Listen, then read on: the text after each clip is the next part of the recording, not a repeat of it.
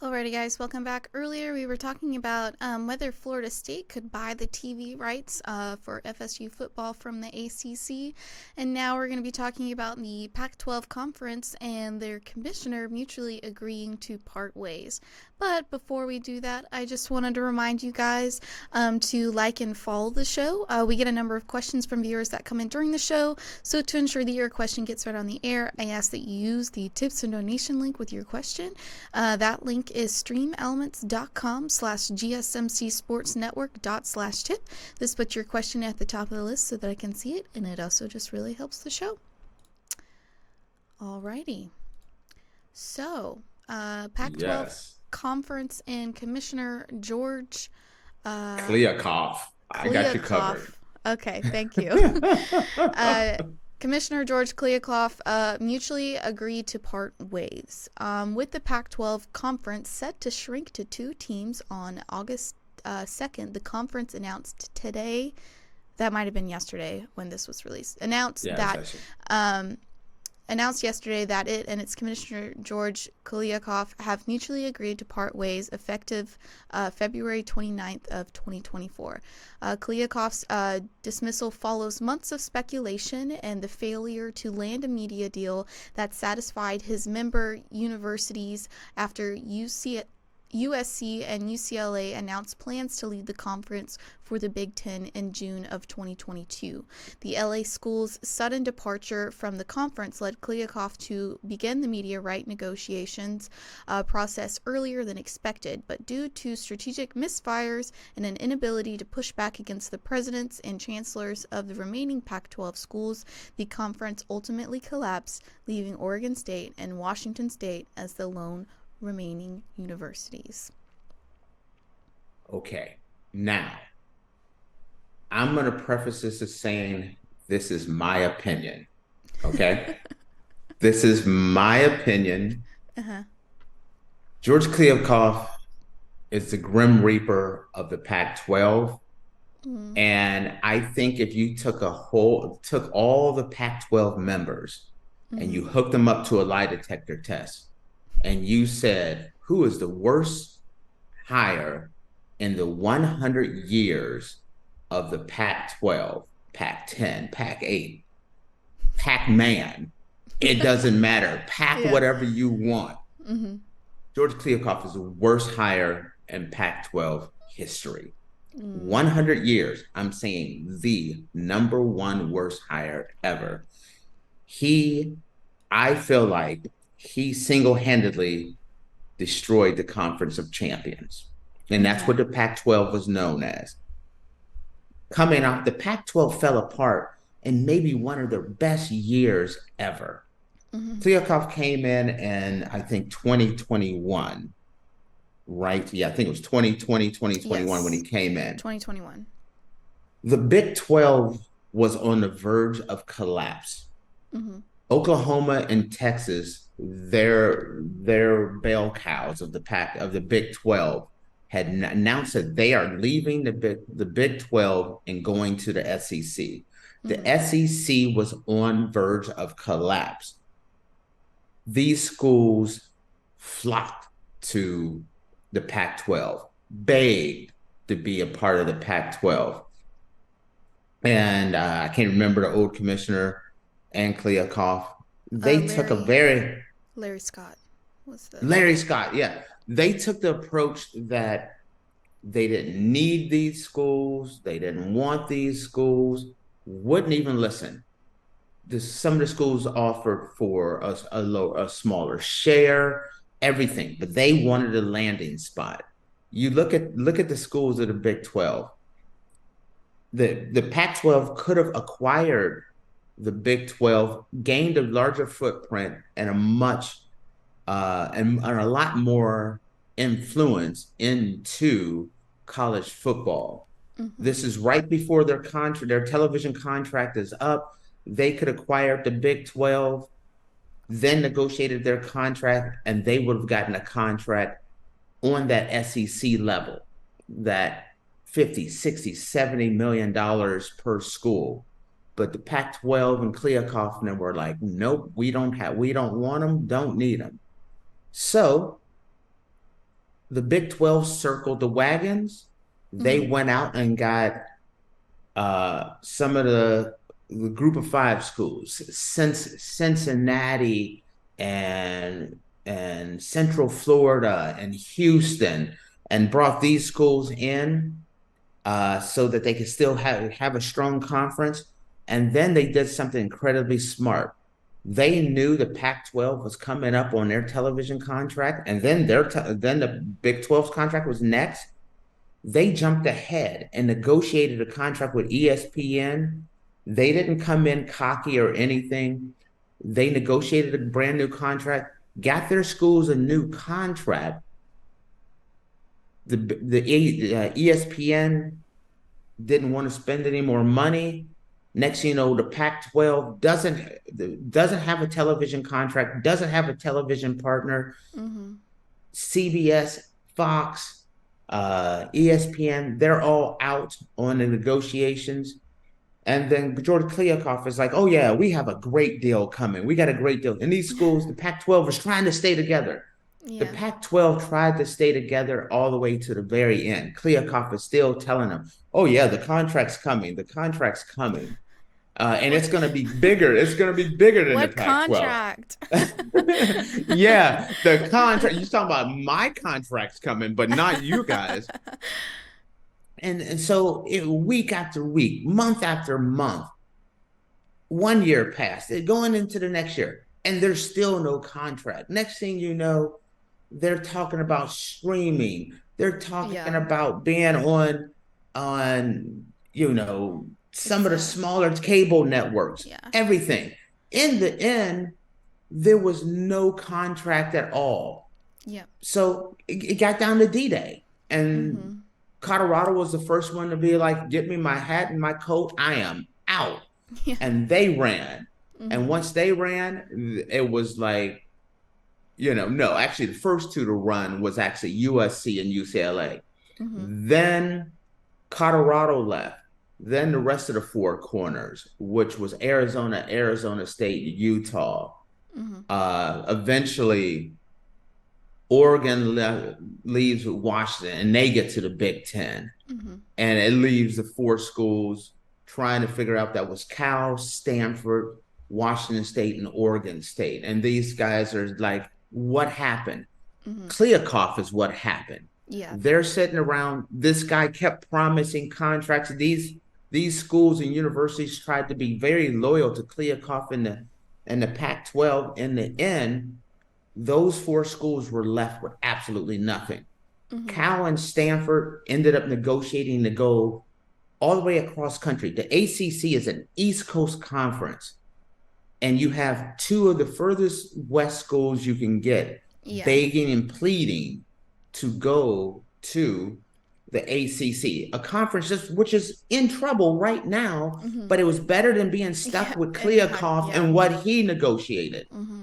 So Cal and Stanford goes there. They negotiate a smaller share, but they were desperate. Cal and Stanford are two of the greatest organizations, universities in the world, and they're begging to be a part of the ACC, all because Kliakoff kept making promises, being arrogant and things. And in the end, possibly one of the strongest conferences in college football, one of the strongest academic conferences in the United States, a conference that's been around for 100 years, completely collapsed under his rule, under his arrogance, and under his poor judgment and lack of foresight. And you look around now, the Pac-12 is the Pac-2, and the division that was begging and pleading to join the Big 12. The Big 12 strong. They have new members. Matter of fact, they have so many members that they decided, no, we don't need Washington State and Oregon State. We're full. We're great, because Kliakoff allowed them to jump ahead, have some foresight, and now the Big 12 is in a very strong place. And the Pac-2 is what is left with. And if you're sitting around that office and you're sitting there and you're like, we're the conference of champions, we're the academic conference, Big Ten and the Pac-12 are the two big academic powerhouses. And then you look around and in a very short time, Kliavkoff and some of his decisions have brought you down to only two schools, and they're on the verge that whole conference has collapsed. Mm-hmm. And the fact is, he still negotiated a contract. The one contract that he negotiated that worked out well is his own contract because they had to buy him out of his contract. Of course. Yeah, the only person that really came out of this thing kind of sort of unscathed because they're giving him money to say, Mm-hmm. "Peace out, homie. You can Yeah. leave." Well, Teresa Gould is going to be the Pac-12's new commissioner after Kliavkoff departs. How do you Okay. how do you feel about that? Okay.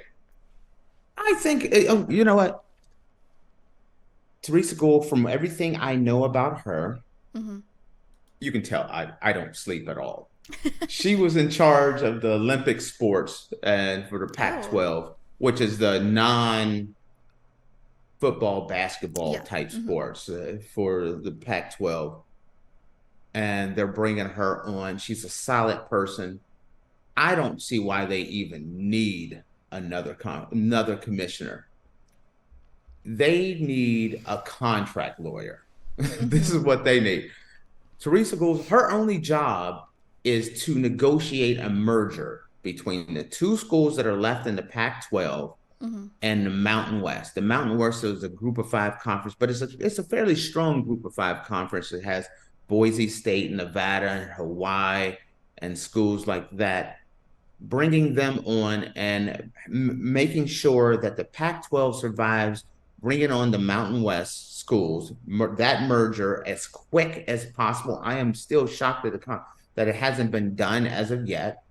Bringing them together while also Washington State's commissioner still negotiating with the college football playoff on keeping the Pac-12 with a automatic bid into the Pac-12. I mean, into the college football playoff. Mm-hmm. That's the only job that anyone has in the Pac-2. You know, if I was doing this back and forth here, Pac-2.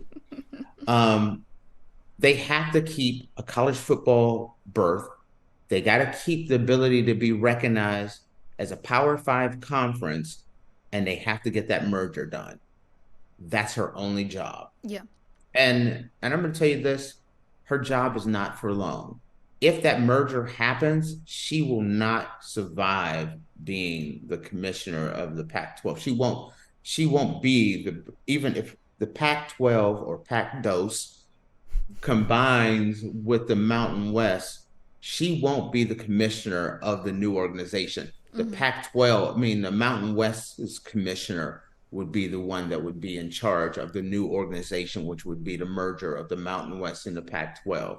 Right. From everything I've heard, not to mention, they would be bringing over a lion's share of the schools. There's only two schools in the Pac-12, so that's kind of the way it goes there.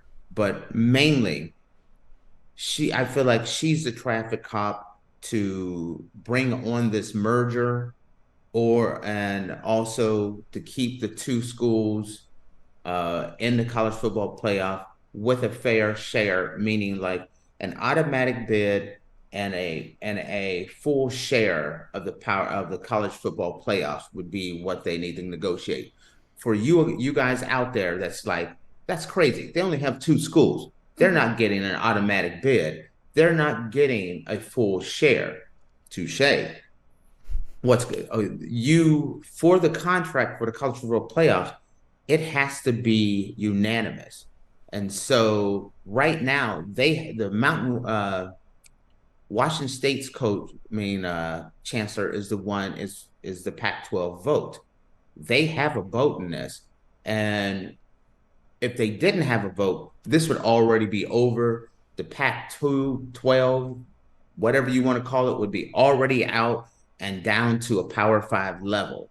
But because the college football playoffs has to, the voting on this has to be unanimous, that's the one thing they can hold on to.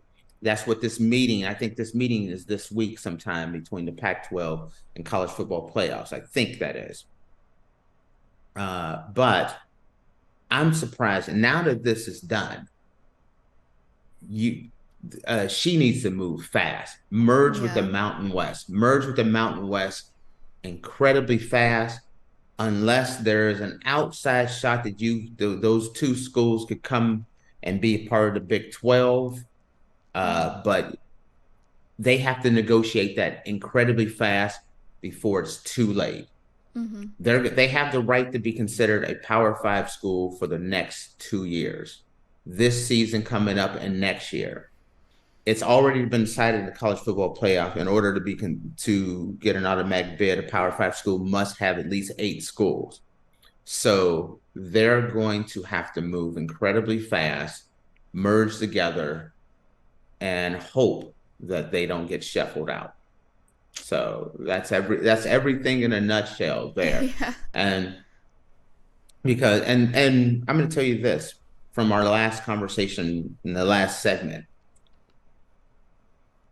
The ACC and Florida State needs to pay very close attention to what happened with Kliavkoff and the Pac-12, because the whole saying, those who do not learn from history are doomed to repeat it. Well, it is repeating right now. If they don't figure out a way to either keep Florida State by hook or by crook, whether you want to be here or not, you're staying, or make it so painful for Florida State to leave that you give them the ability to leave, but they gotta pay almost $1 billion, which makes it impossible for these other schools to leave. Let Florida State go, but make it hard for everyone else, and then work hard to rebuild and strengthen the ACC. If not, if one of these judges rule, hey, Florida State's right, and you negotiated the television contract on false pretense, it's over. ACC will collapse. If they negotiate and they make it a small amount for the ACC to leave, the teams from the ACC to leave, they are going to collapse, because they're going to end up just like the Pac-12. It's going to be the ACC 2, because or 2 or 3 or whatever it'll be. It's the same playbook. I just think the ACC commissioner is just making smarter decisions, preemptive. Hey, Florida State's trying to get out. We're going to sue them first. That's a commissioner with foresight. Whether you agree with the lawsuit or not, they're being proactive, not reactive. Kliavkoff went with more of the arrogance and then the reactive thing. Nothing. We're the Pac-12. We don't need anyone. And then something happens. Someone hits you over the head with a hammer. Now you want to react to it, but you're all dazed, and confused. And that's the way. That's the definition, I feel, of George Kliavkoff's tenure as Pac-12 commissioner. A giant mistake. A mistake that everyone in the Pac-12 would love to redo. That's it. Well, you think I have an opinion on this one? Yeah. Who knew football was so complicated? That's honestly, this blows my mind a little bit. Since doing this show and learning all the stuff that's going on in college football, is it not mind-blowing? It is. It's very mind-blowing. Faith has been living in this Georgia Bulldog land where everything is bulldogs and roses. And she did not realize, right. She didn't realize that that Rome was burning in the Pac-12 and the ACC. I still live in the Georgia Bulldog Wonderland, but Oh, that is hilarious. I love it. all right, guys. Well, we're going to take a quick break, and when we come back, we're going to be talking about an Oklahoma judge who resigned after sending more than 500 texts during a trial.